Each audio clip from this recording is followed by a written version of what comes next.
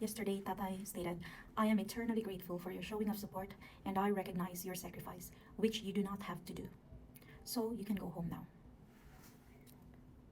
This is a statement for the Filipinos in front of the ICC in The Hague, and I'm quite sure this is extended to the supporters who are holding peace rallies and the people who are sacrificing their time and effort in front of his house in Davao City. Some could tell me that I am overacting, for sure. Because the moment when Tatay Digong was kidnapped and surrendered to the ICC, I could say my world stopped. I used to game and even live stream my gaming for hours on end. I even take time to edit videos and post it on my social media. It was only a few days after I visited the Philippines when that happened. And since then, I did not open my PC. I did not use my Steam account. I feel like the world stopped turning for me. Like my personal world, Like I still went to work. I still functioned as an adult. But I just can't seem to let go of the pain. It's not as if I knew Tatay Digong personally. But I feel like most Davaoeños knows the pain, feels the pain of losing Tatay Digong. And I would like to take this opportunity to maybe share my Duterte story. There were many things that I took for granted being a Davaoeño. So I was born and raised in Davao. So in my mind, leaving our bags unattended in a food court to reserve a seat was normal. Using mobile phones in the public transportation is normal. Walking in the streets, even on wee hours of the night, is normal.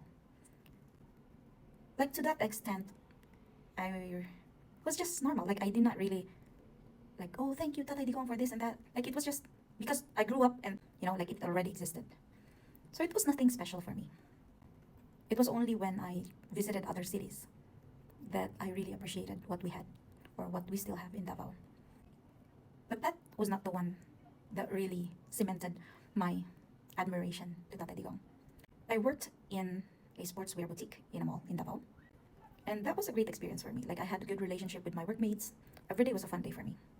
But one of those days, I received an email from the headquarters informing us that all branches all over the Philippines, we are not allowed to sit down.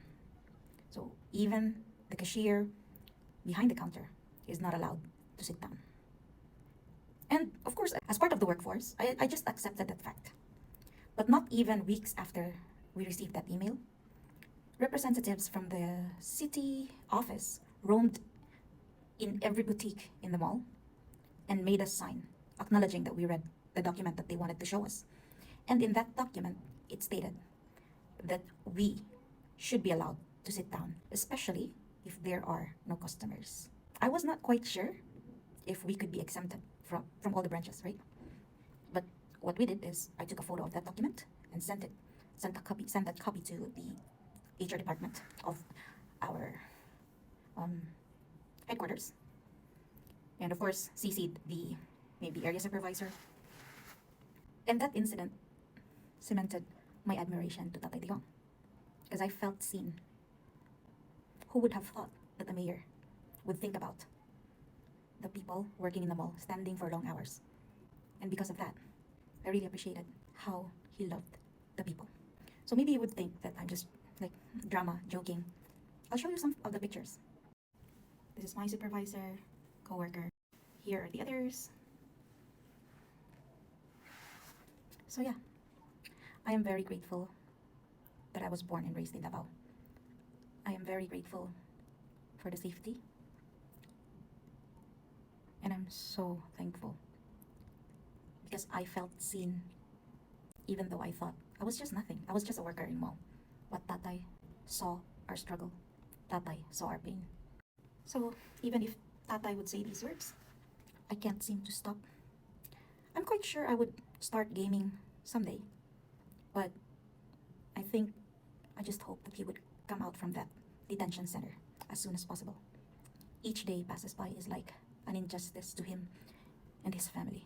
He should be enjoying his time with his children and grandchildren, eating delicious Filipino food. Bring him home. Bring back our Tatay Digong home.